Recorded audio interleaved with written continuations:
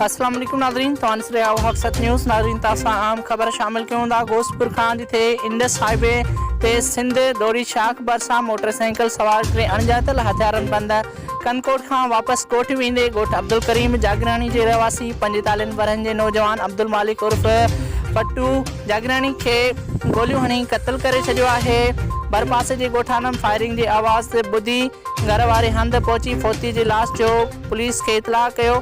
अधु कलाक बाद पुलिस वाक़े वारे हंधि पहुची मक़बूल जो लाश मोबाइल में खणाई वई सिविल अस्पताल कनकोट ॾांहुं मोकिले छॾियो, जिथे संदसि पोस्टमार्टम करे लाश वारसनि जे हवाले कयो वियो आहे। ऐं संदसि लाश पहुचण ते घर में कोहराम मची वियो आहे, जॾहिं त पुलिस ज़रियनि मूजिबि ॿुधायो त वाक़ियो पुराणी दुश्मनी सबबु पेश आयो आहे। ॿई पासा पुलिस वाक़े जी NC दाख़िल करे वधीक जांच शुरू करे ॾिनी आहे। रिपोर्ट करे रहियो आहे दिलबर अली बयो, हक़सत न्यूज़ गोश्तपुर।